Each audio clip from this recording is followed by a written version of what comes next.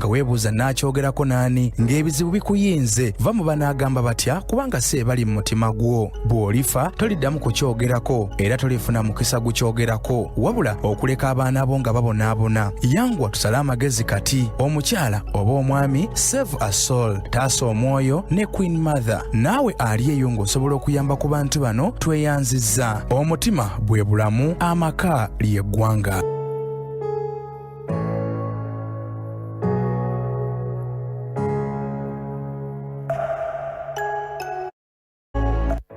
Oyita mu kusoomoozebwa ng'obulidde okwogerako naye waakiri omutima gukakkane tofiira mu nju nga weebuuza n'akyogerako naani ng'ebizibu bikuyinze va mu banaagamba batya kubanga si ebali mu mutima gwo bw'olifa toliddamu kukyogerako era tolifuna mukisa gukyogerako wabula okuleka abaana bo nga babonaabona yanguwa tusale amagezi kati omukyala oba omwami save a soul taasa omwoyo ne queen mother naawe ali eyo ng'osobola okuyamba ku bantu bano tweyanzizza omutima bwe bulamu amaka ly'eggwanga.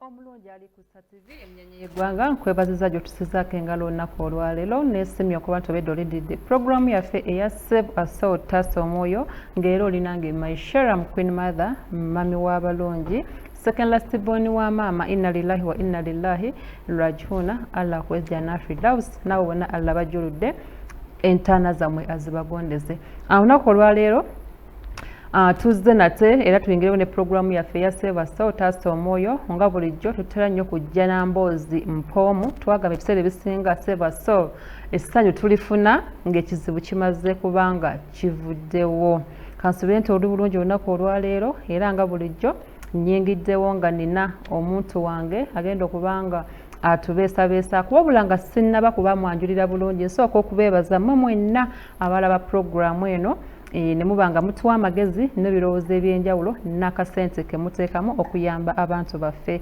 bwentu bwe ngenda okwebaza abantu abatulagirira abatuwa amagezi ku mukyala Rashida yaleeta omwana eyalina ekyenda ekyali kifulumye wabweru nga kitagisa okuddizibwayo mukama mulungi ab'eddwaliro ly'Entebbe omugudimu guno baguwuliriza bulungi era nga batuwa ebbanga libagenda okubanga omwana ono bamulongoosa bwenjogerera abazadde basanyufu yadde ng'omulimu tegundagenda mu maaso naye ati disiti abasawo babakyekingako abasawo babakubira amasimu era mu bbanga lye babawa tugenda kubanga omwana oyo bamulongoosa era tujja kudda wano tubalage nti omwana kye mwatulagirira kyatuukirira tubeebaziza nnyo bannaffe mwenna abateekamu amaanyi n'abamuwa akasente okubanga akyabanga akola ki nga alabirira omwana wiiki ewedde ne taata omwana yankubiddeko nga musanyufu muzibu mwebale nnyo mwebalire ddala wiiki ewedde twali taata omukyala eyalina omwana ono ya mukyala Nansibuga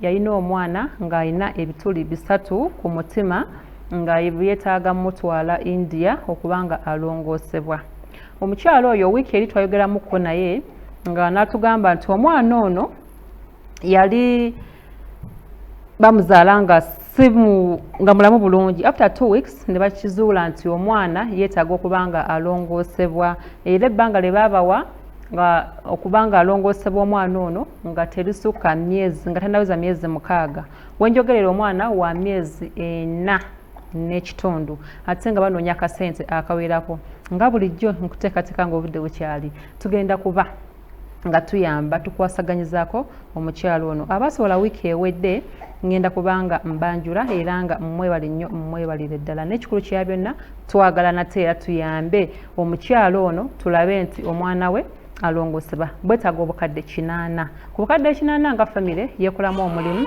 balinako obukadde 25 tunoonya obukadde 55 ngenda kubanga ndina omukyalo ono bebi natabuse naye tujja kukwasaganya mpola mpola kuba tulina okubanga bebi tumulina wadde nga tetugenda kubanga tumubalaga nsanyusa okusesenyekana gosanyusa okusesenyekana oba nsanyusa okusesenyekana tugenda kwogerako nnyo nsanyusa okusesenyekana kuba okumpa omukisa guno Simanyi sabala kudizeewo. Amina. Soko bweyanjudde ku balabi baffe. Amannya agange nze Nansubuga Rehema.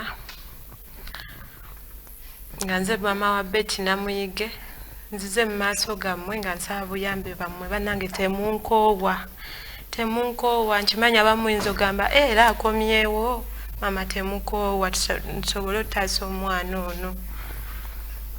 Kale mukwano ndowooza muwulidde omukyala ono ye maama wa bebi waffe gwe tulina ng'omwana ono atalaba pulogulaamu yaffe eyagwa alina ebituli 3 ku mutima wabula ngenda kwebaza abantu abamuteekerako kasente wiiki ewedde era nga ngenda kusooka neetonde nti waliwo amannya g'abantu kubanga nga bulijjo tuwandiika amannya ago ne tugasoma n'omanya nti akasente ko kaatuuka wabula waliwo abantu bali 3 era nja kusaba onsindikire ka message ombuulire nti yalinza amannya g'abantu 3 gambulako wabula nali yagadde amannya gammwe nga message nazideletinga accidentally however zo sente kweziri naye message nazideletinga nga amannya gammwe sinaba gawandiika wansi naye nga njukira kwaliko omuntu yali ampadde 15 n'omulala 15 n'omulala gwali 1,000 amannya g'abantu 3 oba 4 saasobola gawandiika naye nga ngenda kwebaza mukyala waliwo omukyala eyatuwa emitwalo gyali 2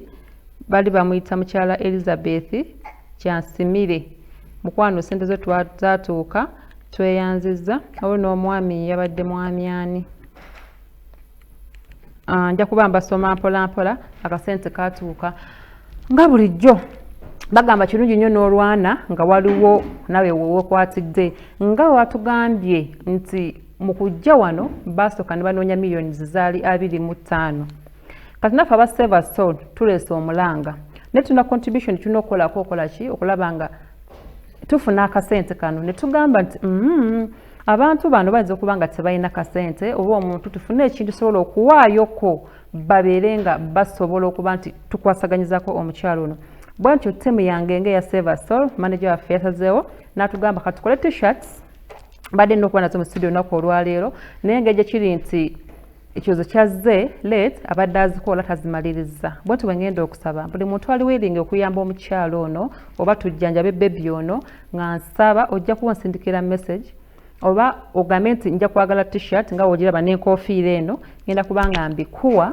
naye nga kyonna kye tukola kyakufuna kasente tulabe nti tujjanjaba omwana ono kati mukwano yenna ali eyo nkusaba amasimu mulimu gakuba naye esimu gye tujja okuba ejja kuba ya studio siku zino entono ze namitono z'olabaawo zigenda kuba nga ziteekebwako kasente kinyumira nnyo ng'osindikidde ku ssimu yo nesobola okuba nti nfuna erinnya lino oba tosobodde osobola okusindikira message nongamba nakozesa mobile money naye nze nabadde gundi ne gundi yasinze ssente bwesi ne bwezi kuba abantu bano mbeetaga nnyo bayingiza mu kitabo kituyambako okumanya kasente ketufunye kubanga tuyamba omuntu ono nga bwe nkugambye nti t-shirts azaagala nkusaba obuukinge tuzitunde ssente mmeka balabi bange tuzitunde mmeka t-shirt n'enkofiira twagambye tufune emitwalo 5 twabadde tugambye 10 tusobole okufuna akasente akamangu olw'ensonga nti omukyalo ono abuzaayo omwezi gumu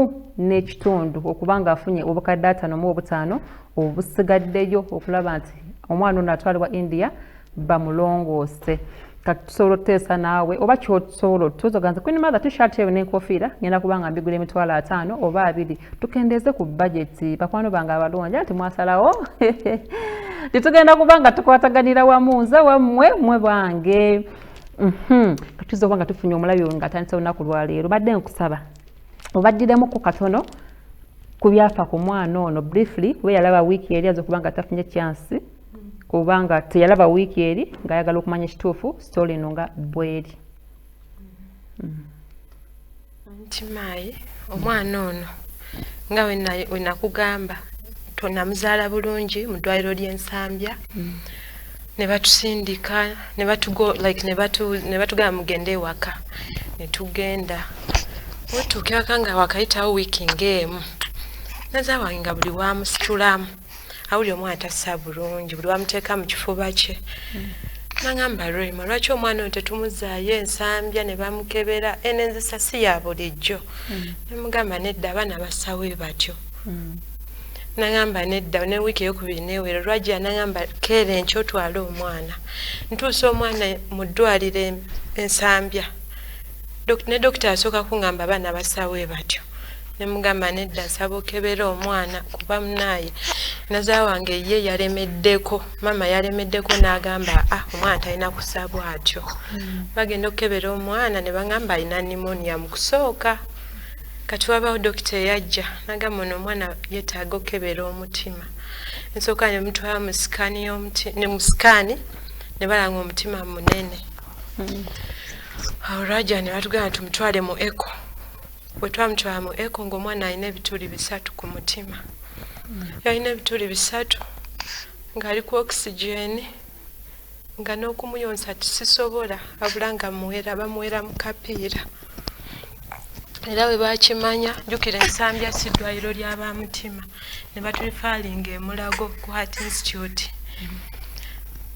twatuuka emulago era naye ne tubeerayo zaali weeks over 3 dokita omwana ava ku okisigeni mukama mwebaza yava ku okisigeni dokita n'atugamba mugende omwana ojja muzza nga awezezza emyezi 3 nenzizaayo omwana mu gw'omusanvu anti maayi omwana tewali njawulo dokita n'angamba omwana wakulongoosa kyokka nga ssente ennyingi ze bagamba obukadde 8 ku nze omunaku ne waba muntu kintu kinene nnyo anti maayi ate nga kirina bbanga ttono senga tirisiti oba kibadde kisobola okumala ku mwaka wa myaka 2 naye nedda netukuŋŋaanyiriza mpola bagamba nga talina suka myezi 6 okuba nti akolebwako omwana wange kusaawa eno alina emyezi 4 kitundu infact agenda wezi 5 obuzayo wiiki emu so tulina omwezi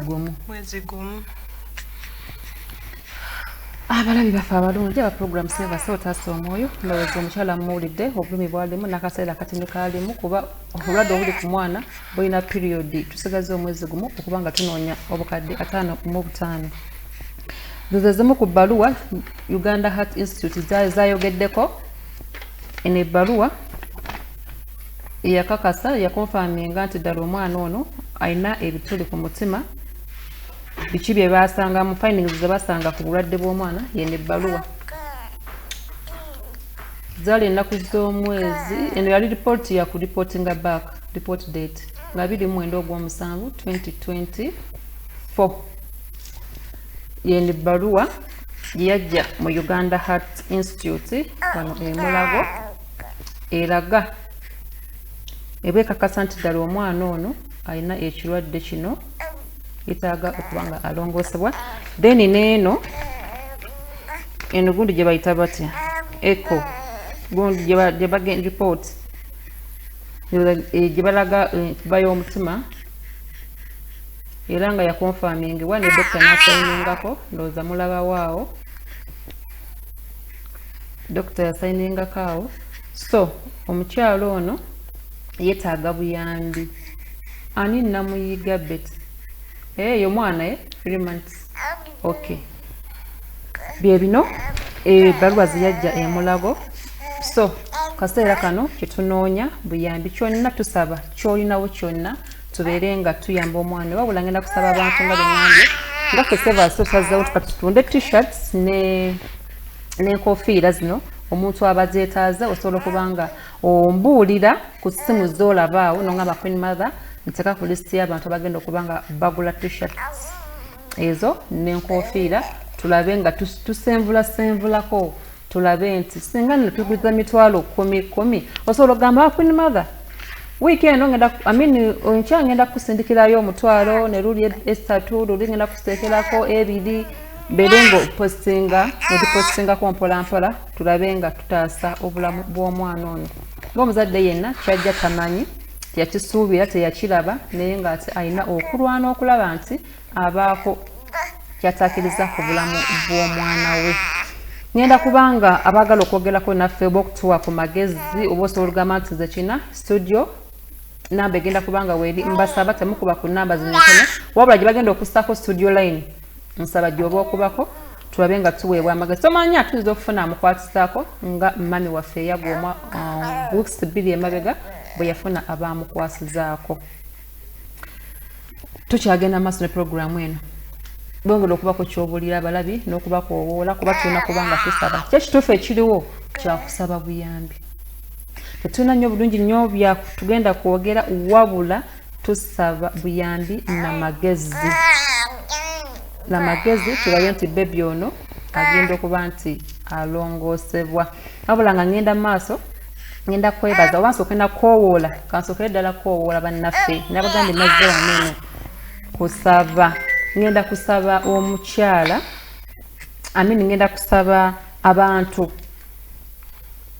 benbadde katandike n'abange. Gwomanyi tuwatirako ewa Queen Mother. Gwomanyi Queen Mother nakyo yali akuyambyeko oproguramu yaffe eno eya Save a Soul. Nkusaba ogwo obeera nnamba emu okubanga naawe oyamba omuntu ono. Abantu bempadde basavies muli bangi. Naye ate mala bayamba temudda kuba tufaayo kulaba Queen Mother tekyalese tuyambaani. Kati mbadde nsaba watekawo na kibiina nti yamba omuntu nange nkuyambi. Nti ayambi omuntu kati nga bagenda okugula t-shirts. Okuso genda mu kitabo kya Save a Soul. Hello.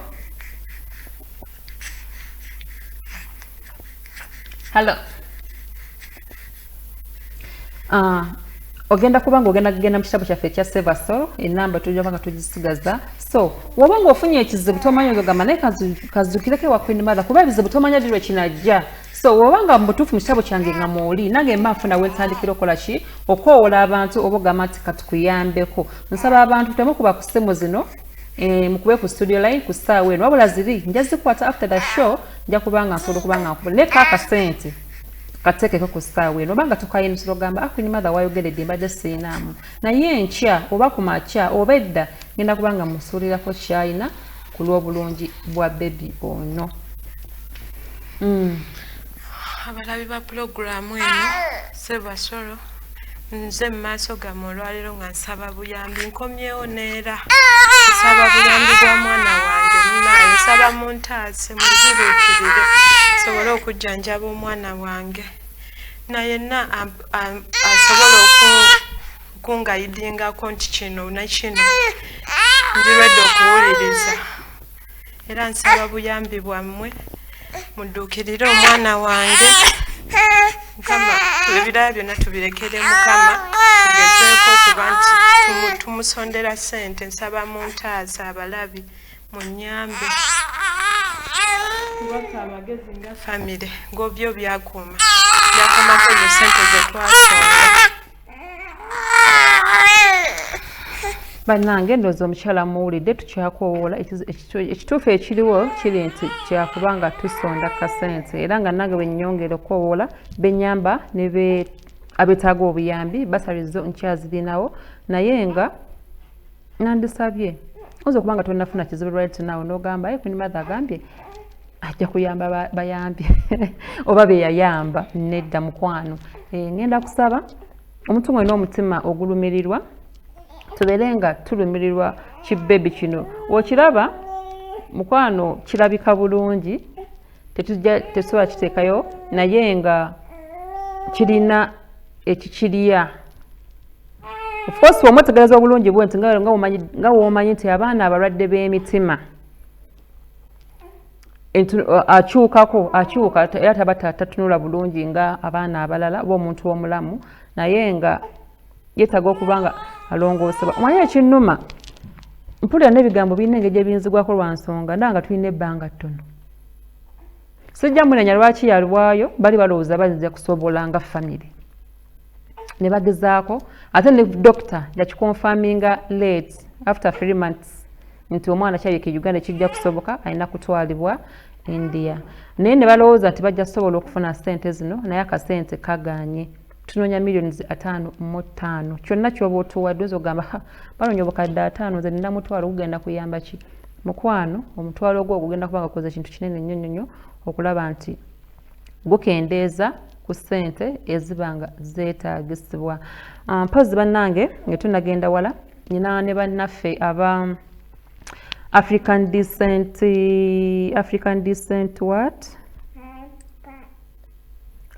Descent Ontario bano nga basangibwa bano basangibwa Canada era nga batwala abantu e Canada ng'olina engeri gy'oyagala okuba ng'oyitamu be bamu ku bantu abaavuddeyo ne bagamba tugenda kuba nga tubaako engeri gye tukwasaganyizaamu ne programu ya Save a Soul tulabe ng'abantu batambula oba ng'abantu bayambibwa gwe wenna ayagala okutambula osobola okunoonyaako osobola banoonya ku mitimbagano gyabwe gyonna babaako mwami Alexandria ajja kubanga akuddamu bulungi basinzira Canada era nga gwayagala okutambula osobola okubayitiramu noba nga ofuna olugendo olungi noba nga basobola okuwabulamu mu ngeri osobola okutambulamu gwayagala okugenda okuwummula ayagala okubeererayo ddala kyonna ky'oba oyagadde okuba nga otambula basobola okuba nga bakuyamba naawe osobola okuba nga onoonyaako n'omanya ebingi ebisingawo oba n'ogenda ku mutimbagano ku internet kwebali nosobola okuba nga ofuna ebisingawo akaseera kano ke tulimu kakuyamba mwana ono baby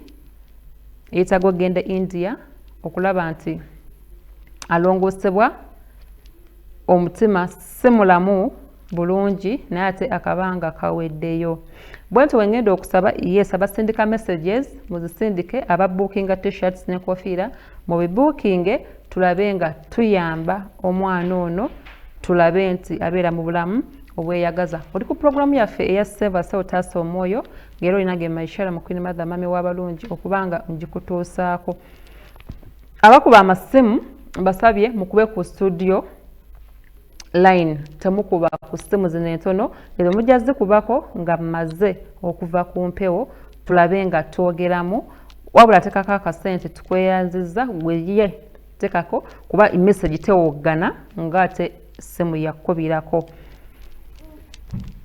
kati okuva we twavaako wano eno ku wiiki yaffe eri eyaggwa nga family oba abantu kuba twagamba guno omulanga tujja natandikira namuffe kuba family tusaba buli omu abuukinga t-shirt tukyabuzaayo omwezi zemanyi ebintu bisoboka okira nti ebintu bisoboka guno omwezi ogu nsobola ofuna obukadde 5 so kati abe family bagambe mu family buli omu alina mukwano gwe ne mukwano gwe bagambye munnange Save a Soul yatukoledde ekintu bwe kiti tugwe t-shirt n'enkofiira tubeere nga tusobola okukola ki okufuna ssente ezigenda aliyo ng'asobola okuzitunda ng'oga Queen Mother ono sister wange mulamu wange yagambye batuwe t-shirts 2 oba 3 so tutunde ssente ezivaamu zibeere nga zigenda mu ki owa baby bamikwano nziramu badde nsa tetukuba ku namba zino entono tukube ku ya studio mu kaseera kano zino enamba entono eziri wansi tujja zikubako nga maze okuva wano kuba kati ku ssaawa eno sobola kukwata eya studio nyo nsobola okukwata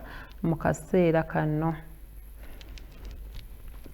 obadde okyanga anti mayi obudde buweddeyo nze golaba wano nakaaba n'enkoowa era olumu ntuula ewaka n'enkaaba ate olumu nenzigwamu amaanyi kuba obudde bwo bumpeddeko olumu mbangamba oba tekisoboke ndabya ddala nga sente nnyingi nga ndabya ddala tekisoboka era subi ne linzigwamu embeera awo naye kyo kyensinga okwebaza Katonda kuba nti ankuumidde omwana ono kuba nti ndi waka naye tetutaliku oxygeni mbeera naye kuba omutima gwe bulamu naye okuba nti mbeera naye Mukama w'amaanyi mwebaza nebaza abo bonna abasonda ku ezo ssente waliwo nezava mu kyaki waliwo kyaki yatukwasizaako kyaki y'Ekonge ne batusondera ku ssente Mukama abaddizeewo na buli omu ab'emikwano tebamanyi omuntu takumanyi anti maayi takulabangako naye olw'okuba alumirirwa omwana ono n'asalawo n'ayamba bannange mbeebaza mwebale nnyo mwenna abaliyo nga mulaba puroguramu eno mbeebaza n'okwebaza okuva ku mutima gwange Mukama abaddizeewo era nsaba nammwe abalinawo kye mulina nga tusobola ottaasa omwana wange nsaba munyambe muntaase kuba obudde bw'amazima sirina olumu era essuubi linzigwamu mbeera mu maziga mbeera mu kweraliikirira ku lw'omwana wange bw'ati bw'abeera abeera mu kukaaba atandise n'okukogga agwawo bannange neetaaga kuyambibwamu kale tusooka tumugireko mpola omutebe ku bbeera empolampola tujja kuba nga tukitegeera bannange omulabi wange omulungi nga bwe nnakusuubiza nti olunaku lwaleero siyina nnyo nyongera okusaba abantu abali mu kuba ku ssimu zino entono ti mu bakwano mwizo gamba Queen Mother tusaba buyambi ali tukube essimu ali tazikwata nziramu kubasaba zino muzikubeko nga maze okuva ku mpewo wabula eri eriko studio line eyo yo gikubeko ngenda kukwata mu kaseera kano naate mulemedde kuzina entono mbadde mbasaba zino temuzikubako kati kuba sobola kwatira mu studio tujja kuba tetwewulira bulungi kusaba okube ku studio line eddoboozi lisobole okuba nga livaayo halo Yebale nyabo. Kale nyabo naye gyebaleko. Kale mama. Mbadde nyina mutwaro gumusindikire kweyo line. Tweyanziza nyabo. Line entono, kuzina entono, esembyayo 27 oba 80 oba oteeka. Kale mukwano. Tweyanziza.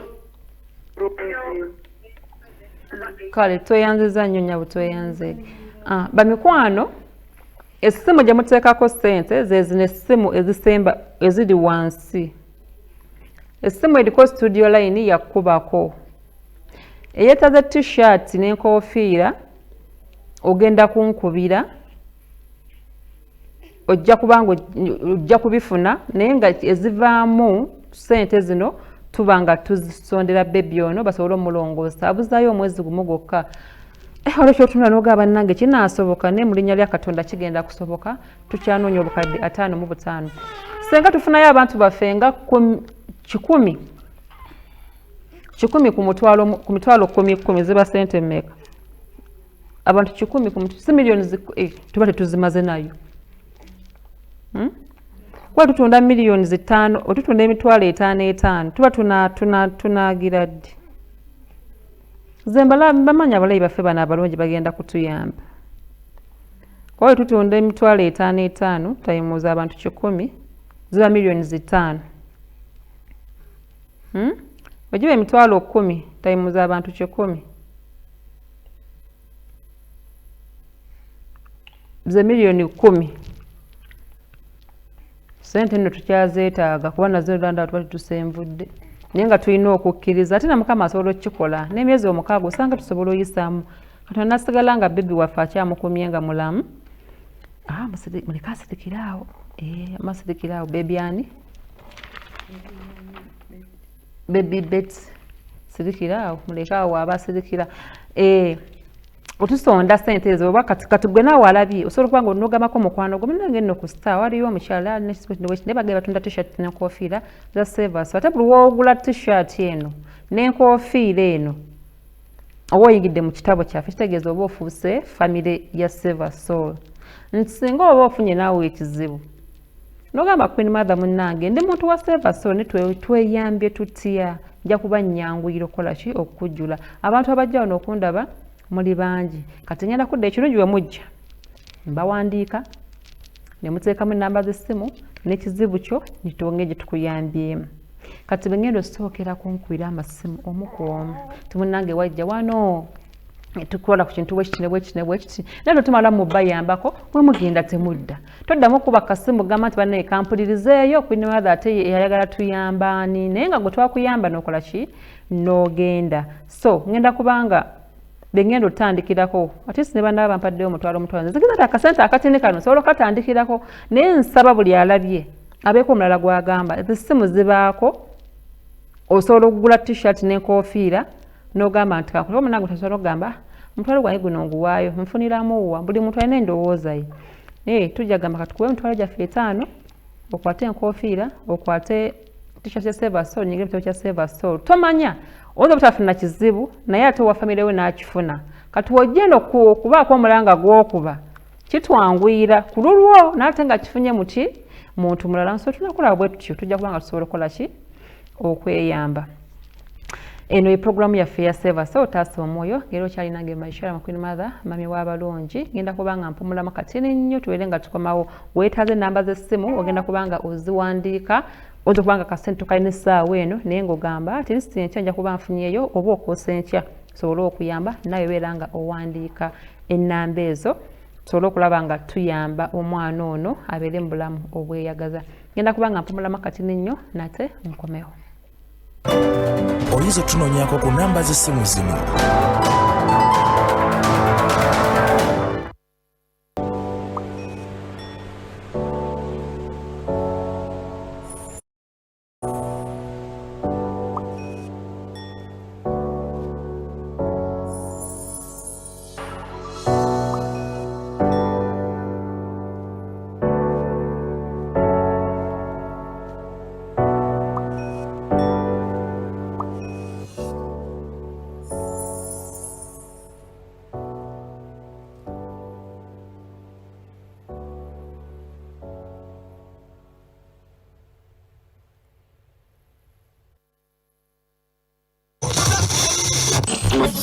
UBC Radio 98 FM. Maru UBC Radio. Maru UBC Radio. Programs Miss Sunday. Radio where UBC. Apoyo. Your programs are so informative. I love them so much. Your music rocks me. Nyumira nnyo kuwuliriza UBC Radio kubanga abantu bayo bakola ekiriyo. You are listening to UBC Radio. UBC Radio, inspiring Uganda. Tomozebwa ng'obulidde okwogerako naye waakiri omutima gukakkane. Tofiira mu nju nga weebuuza n'akyogerako n'ani ng'ebizibu bikuyinze. Va mu banaagamba batya kubanga si ebali mu mutima gwo. Bw'olifa toliddamu kukyogerako era tolifuna mukisa gukyogerako wabula okuleka abaana bo nga babonaabona. Yangwa tusale amagezi kati. Omukyala oba omwami Save a Soul, taasa omwoyo ne Queen Mother. Naawe ali eyo ng'osobola okuyamba ku bantu bano tweyanzizza. Omutima bwe bulamu, amaka ly'eggwanga.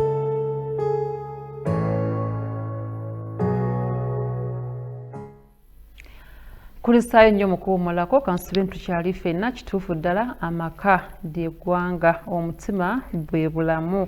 Ke kasonga lwaki twagala amaka g'omukyalo ono gasigale nga gali mu ssanyu, gasigale nga masanyufu, kuba ku ssaawa eno nsobola okuba bafuna ekintu kino mu famire yaabwe nti omwana omutima si mulamu, essanyu ly'omwana ate lyafuuka amaziga. Ndowooza olaba amaka ku ssaawa olaba nti omukwano gugenda nga gukendeera olw'ensonga nti balina ekibalya obwongo. Mukama akuwadde ekirabo n'ate kyabo kyakuwadde, waliwo ekitulugunya ekitaagisa okuba nti kiyambibwa oba nga kiteekebwa mu bulamu ate obweyagaza okusingawo. Bwentyo bwenkowola bannange abaliyo mwenna tukwasaganyize wamu era nga ntwala omukisa guno okwebaza abantu abakateekerako kasente kambasome nti sente zammwe zituuse. Ngenda kwebaza mukyala Caroline Nakagwa otaddeko omutwalo gumu, mukwano gutuuse, tweyanziza. Natuweerako ne mukyala Anet Namala otwadde omutwalo gumu, tweyanziza. Kuliko omukyala ono mwami ow'embabazi, erinnya kuliko ow'embabazi Pelon, 20,000 zituuse, tweyanziza. Tulinako omukyala mwami Ronald Mbabazi 15,000 zituuse, tweyanziza. Tulinako omukyala mwami Ambrose Abaho 20,000 zituuse, tweyanziza. Tufunye kuli linnya ne kuliko nusu 10,000 tezireeserese no linnya, tweyanziza. Tufunye ndowooza zezo zetwakafunawo, tweyanziza. Bannange abatuwadde akasente kammwe tweyanza nnyo, tweyanzeege. Ekitono ky'olina bw'otoolako n'owa omuntu tomanya naawe Allah akuddizaawo mu ngeri ye yonna kuba ye Katonda akebera mutima n'omuntu aba awaddeyo. Nga for example omuntu ono asindise ennusu 10,000 tolowooza nti nabadde kyogere ntya nti kusemya ndowooza akebedde okuba nti alina omutima omugabi n'agamba ate lisikansiddeko 10,000 luno luyinza okuba nga lujja gattako kuba omutwalo ogubulako nusu 10,000 nagwo guba teguweze mutwalo. So ekitono ky'oba olina oba okugaba guba mutima. Eriyo alina ennyingi ng'atulita obukadde 10 naye nga tasobola gamba nti kantoleko 15,000 nziwe omwana ono. So tweyanziza nnyo, tweyanzeege. Abatodde mu nsawo zammwe ne mugamba nti katusindike. Nammwe abakyali eyo ng'oyagala osindika naye nga Queen Mother wolabidde sheno mukwano nga tolinaako, nkugambye osobola okuwandiika ennamba ezo ebbali n'ogamba ate enkya oba bwe naba nneeterezeza ngenda kubanga musindikira. Naye ate nsaba abasindika ssente oba ng'osindise kyandinkoledde nnyo amakulu ne ziba nga zigiddeko amannya oba obakozeseza mobile money oba bamu ng'oyisiddeko akawunti yo n'ogamba nti saakoze eki saasinziza ssimu yange n'osindikirayo ka message n'ogamba nze gundi nzakoleza ssente weziti mukwano kiba kinyamba kuba te ziyinza okugenda mu zange n'endowooza nti zange ate nga si zange. Mukitegedde saagala mundise ssente za mulwadde yensonga lwaki mba njagala nnyo bazijja kujja ngamba bati zino zavuddewo oba zino zaani n'ekyo kijja kusoboka lwa nsonga essimu ya Save a Soul ebeerayo nga ya Save a Soul eya Queen Mother yeeno eno yasinabako n'omwasindikirayo ka message nti kale teri era message ezijja ziyita ku ssimu eno so kitegeeza buli ssente ezijja kuno zibeera za Save a Soul era mbadde nsaba kinyambako nti kinyambako omanya nti ssente zino zivudde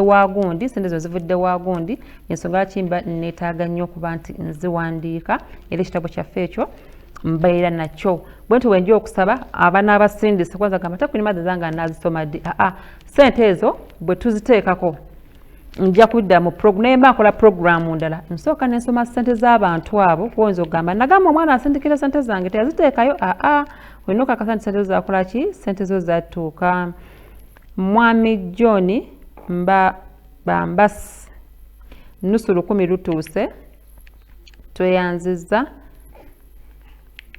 olusindise emirundi 2 tufunyeeyo ono ani ono eno naye tereese erinnya atusindikidde $1,100 mobile money Uganda ndozamba agenti tereese erinnya tweyanziza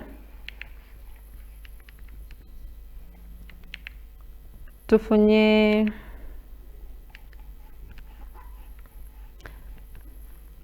zino 200 ayesiga banaye tweyanza nnyo tweyanzeege mwebale kujjanjaba tukimanyi tugenda kukikola amali tugenda kukikola guno omwezi tugenda kubeera bagumu tulaba nti nno mutono esente nnyingi naye mu Katonda waali Katonda omulamu takola ki talemererwa tujja kubanga tuli awo tufuneyo omugagga hamu tuli wakowola hamu n'okowola maama nabbanja naye tebanakuwulira mulanga asobola okujja n'agamba obukadde ameka 5 bwe buli mubabonyabonya bugamba omuwala yeetegeke so mwami hamu omukyalo ono yakukoowola dda maama nabbanja omukyalo ono yakukoowola dda twakoowola n'ani omulala olina abantu abo wasaba be nakugamba ani gwogolowooza gwe tuba tukoowoola bokka bomanyi mu Uganda nga tulina abagagga wano Hello nsindise sente nendaba tumusoma yenansubuga yenansubuga mukyalaani Kembabazi Aneti Kembabazi nakusomye mukwano wasindise ndowooza mutwalo wemba seerabidde gwaze nakusomye mukwano tweyanziza nnyo nyabo nsindise gumu 100 gutuuse mukwano nakusomye mukyala Anet webale nnyo nyabo mwami Alan tuyizire nusu 100 lutuuse tweyanziza Bambi abakuba sigenda kwata essaawa eno twetaagako mobile money abakuba nja kukwata namba ya studio zino essimu entono sigenda zikwata kati munansonyiwa sebatenguye wabula ge mateeka gensobola okuba nga nkolerako okusinziira ku show Wed Live tukyali hello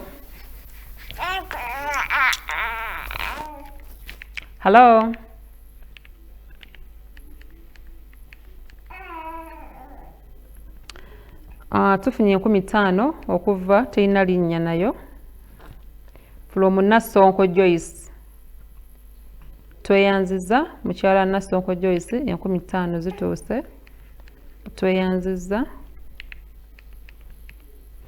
mukwano gwange omulungi ali ku programu ya Save a Soul taasa omwoyo mu kaseera kano twagala twasa omwoyo gwa maama n'omwana mu kaseera kano kuba olwedde obwongo bwa maama bukati nabwo bulwadde kubanga omwana abeera nga mulwadde tukitegeera omuzadde wenna tusobola kubanga oli mulamu bulungi so tusondera bebi ono gwe yakatweyongako omwana ono yetagatwala India kumulongoosa alina ebituli 3 ku mutima naye abasawo b'emulago baatuuka ne bagamba tekisoboka e Uganda alina kutwalibwa India family neyekolamu omulimu nenoonyayo obukadde 25 era nga tusonda obukadde kati 55 ekyembi ekiriwo nti obudde tulina butono tusigaze omwezi gumu batugamba bebi talina kuweza myezi 6 nga tanaba kulongoosebwa kusaawa eno omwana ono alina emyezi 4.5 mami atugambye nga tutandika agenda kubanga aweza emyezi 5 abuzaayo wiiki emu aweze emyezi 5 ategeeza tunoonya obukadde 5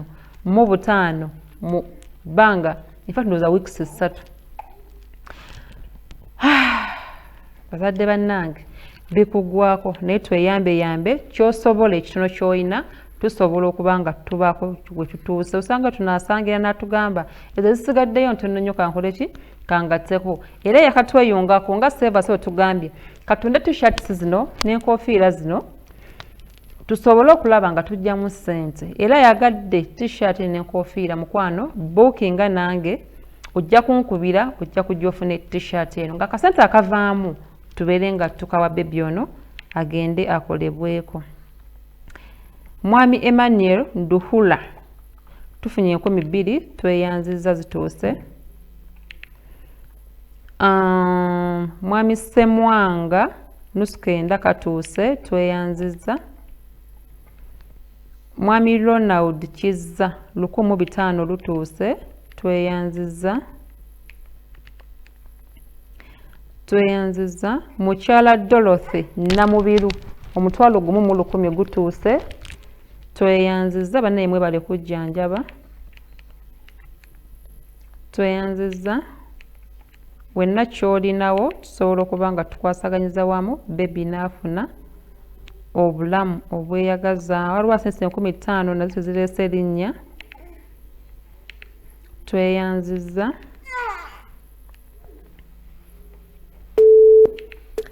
Hello.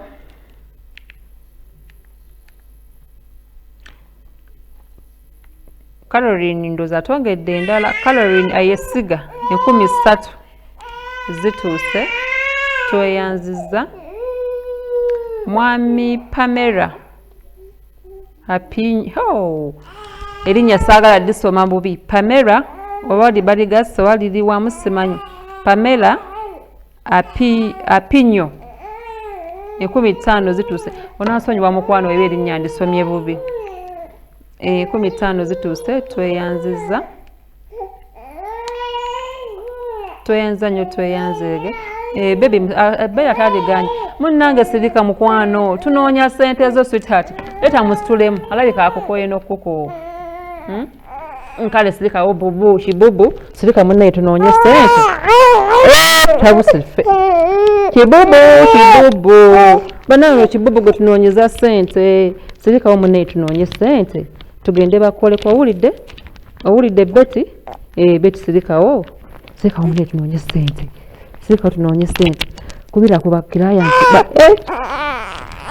abalabi abalungi bannanga nti kati sherimu kati tulina okugumira nebya kale sirikawo wemusawo tebimuluma anti zimanyi biyinza omuluma nga mutaddewo museku beeti museku. Halo.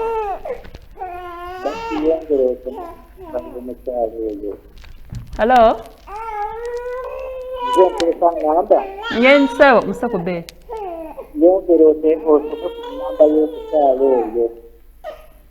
Nyongera kola ki? Halo. Ekyanzi. Omulabi wange omulungi ngenda kubanga mpumulamuko katini nnyo seconds ate tukome kuba njagala nnyo okuli ebye muŋŋamba osanga tuza okubanga essimu eze etugamba kola ki mukwano ddamu okube kwedi tokuba kweno. Ngenda kumulamu katini nnyo nkomawo temuvaawo. Oyinza otunoonyako ku namba z'essimu zino.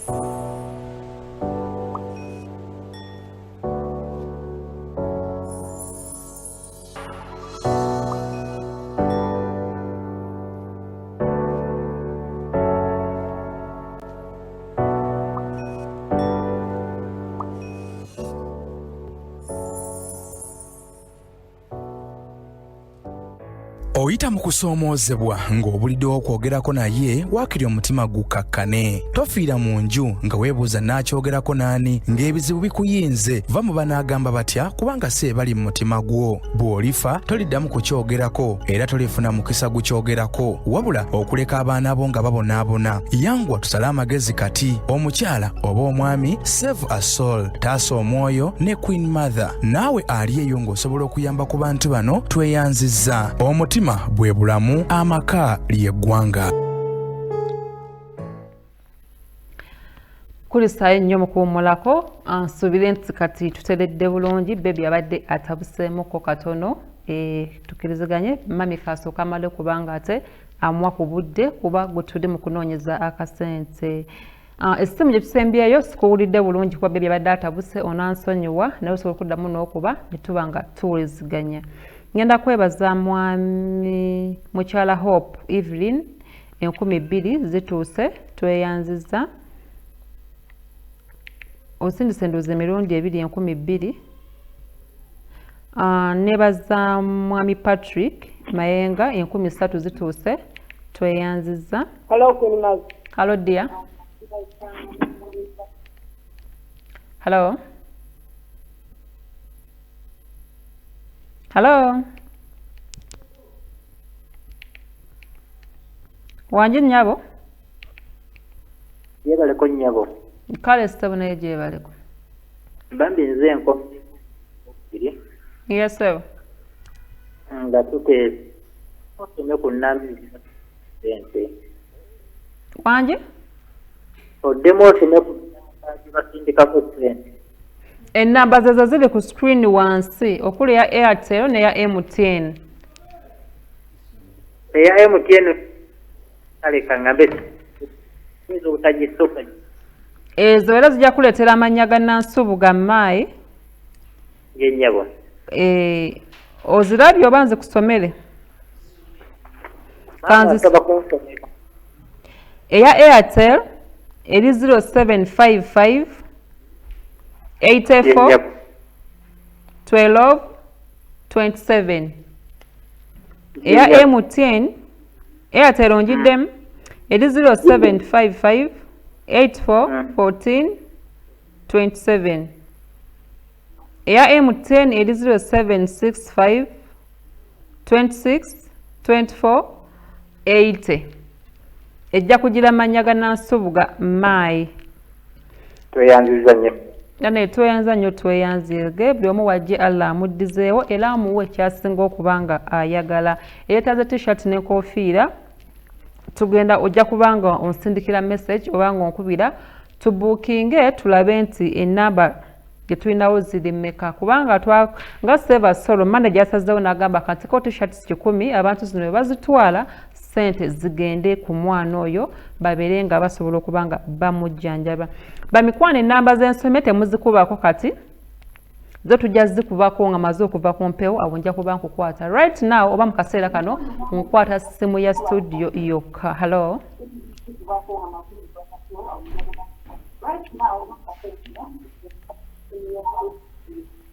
Essimu za wasiba mikwano. Hello. Queen Mother. Wanji mukwano. Yebaleko mukwano. Kale nnyabo naye gyebaleko. Mama omukyalo oyo ng'alabye n'omwana. Alabye n'obulumi. Bannange. Njala mutana nsumba Olivia naye nga mperezayo 5,500 kujja ng'onsoma. Wanji? Nti mperezayo 5,500 naye sikuwulidde ng'onsoma. Ennamba? Nti nkuweereza 5,500 kweyo ennamba esembyayo 04. Naye siwulidde ng'onsoma. Zeeka ze zino ez'akatuuka kansome bano abaakaleeta tweyanziza nnyo mukwano. Bambi abakuba essimu eno temugikubaako kati mujja gikubako nga maliriza nja kusobola obbakwata. So ngenda bajjaka temuyinza onnyiiga kyesandiyagadde kusaawa zino ndi mu kusoma sente zituuka. Neebaza mukyala Susan Muyama obuweereza omutwalo gumu gutuuse abakuba essimu. Mukyala Dorothy omutwalo gumu gutuuse tweyanziza nnyo mukyala Dorothy Nambirige omutwalo gumu gutuuse tweyanziza. Bambi abakuba essimu mugiveeko. ate kinnuma ati mundaba ate mugikuba ate mbagamba tugiveeko tusooka tugireka kubasobola kukwata kati simu gyenkwata ye ya studio eno sigenda gikwata kati ate munnemesa osoma abantu abatuwadde ssente mukyalo ekyo Namanda ekino no muwala wange Namanda w'e Masaka Rachel Namanda omutwalo gumu 1000 gutuuse tweyanziza nnyo tweyanzeege mukyala ngambye bambi nga sinnamutuukako oweereza emirundi ebiri labyeko ogumu 1000 ate ndako n'omutwalo tweyanziza mukyala Oliver Nalugo nusu 1000 lutuuse tweyanziza mukyala Mariam Nakimuli nusu 2000 zituuse tweyanziza abakuba essimu munsaasi temugikubako eno kati essimu gye tukubako ya studio mukyala Olivia Mumaze abakuba essimu bannemeseza osoma message essimu bagikuba bagiri busy ate nga mbadde nsabye tukube essimu ya studio zino entono tetuzikubako kati ate nga njagala nsoma abantu bano abatuwadde ssente zaabwe wabula singa oba towulidde erinnya lyo kati wiiki ejja nja kubanga ndisoma Mwami Matovu Moses nusu 1000 lutuuse tansomesesa obubi ssente z'abantu nusu 1000 lutuuse tweyanziza abatawulidde mannya gammwe olunaku lwaleero Mwami Franka Lwabuhangwa 2000 zituuse tweyanziza abatafunye mannya gammwe abatasobodde gasoma olunaku lwaleero munsonyiwe ngenda galistinga down bulungi nja kudda ngasome buli omu asobole okumanya nti ssente z'eddala zaatuuka oba gw'ogambye zitekako yazitaddeko saagala muntu abeere yagambe ye Queen Mother ssente zange teyaziraba mukwano yensonga lwaki mpandiika amannya ago ate yensonga lwaki nzija nengasoma abakuba essimu mututte obudde bwange bungi bunnemesezza okusoma amannya gano kuba ate essimu evugira kumukumu mbajjako ne temukkiriza tugenda kubanga tukomekereza programu yaffe kuba akadde kaweddeyo nsaba webaza abantu abakuwadde ku buyambi buno ate nga nsi bagenda kubanga bakyaweereza